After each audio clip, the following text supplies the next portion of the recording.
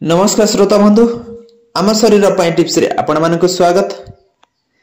आज आम heart attack पूर्व शरीर रे देखा जाए पूर्व संकेत भूल रे भी अणदेखा करंत नहीं। यही सब लक्षण हार्ट सह जड़ित रोगर आशंका आजिकाली समय रे बढ़िबा को लागिछि। एही रोगर सामना जेतेबेले करिबा को पड़ी थाए सेतेबेले पर्यंत मात्रा रे रक्त एवं अम्लजान हार्ट पाखक पहुंची न थाए। धमनी रे कोलेस्ट्रॉल जमा हेबा कारण मध्य हृदय सहित संबंधित रोग परि हार्ट अटैक एवं स्ट्रोक आदि समस्यार सामना करने को पड़ी थाए। हृदय सह संबंधित जेकोसी रोग हेबा पूर्वरु ताहा शरीरर अन्यान्य अंगरे यार लक्षण देखा मिली थाए। आसंतु जानिबा शरीरर केउ जगार हृदय सह जड़ित रोगर लक्षण देखा जाए। जदि पेट एवं छाती जलिबा सह अस्थिरता देखा जाउछि तेबे एहा हृदय सह जड़ित रोगर लक्षण होइथाए। जदि एही समस्या किछि दिन पर्यंत रहुछि तेबे एहाकु नहीं आपणक डाक्तरंक सह परामर्श करंतु। छाती भारी भारी लागिबा बा अतिरिक्त चाप अनुभव हेबा आदि समस्या हार्ट अटैक रो संकेत देई थाए।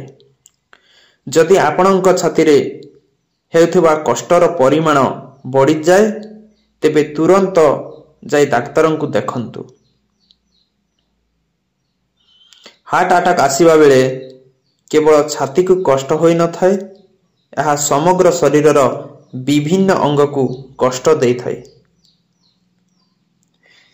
जदि बिना कारण रे आपणक जंग किंबा बेकरे जंत्रणा अनुभव हुए तेबे तुरंत आपण डाक्तरंक सह जोगाजोग करिबा जरूरी अटे। एही लक्षण साधारणतः महिला मानक पाखरे देखा जाई थाए। एही स्थिति रे व्यक्ति को अस्थिरता अनुभव हेबा सह सोईबारे एपरी असुविधा होई थाए, जेपरी सांगे सांगे बांती होई जिबा। किंतु जरूरी जे आपण पेट फुलिबा एवं बांती हेबार समस्या को अणदेखा करंतु नाही। हार्ट सह जड़ित समस्यार सीधा संबंध एही कथारे अछि जे शरीरर किछि अंश को रक्त प्रवाह पर्यंत परिमाण रे होई न थाए, जहा द्वारा निश्वास नेबा रे असुविधा एवं थकापण अनुभव हुए। पाद फुलिबा एवं निश्वास नेबारे असुविधा हार्ट अटैक रो सबुठारु साधारणतः लक्षण अटे। तेबे एहा हेउछि हार्ट अटैक रो लास्ट स्टेज।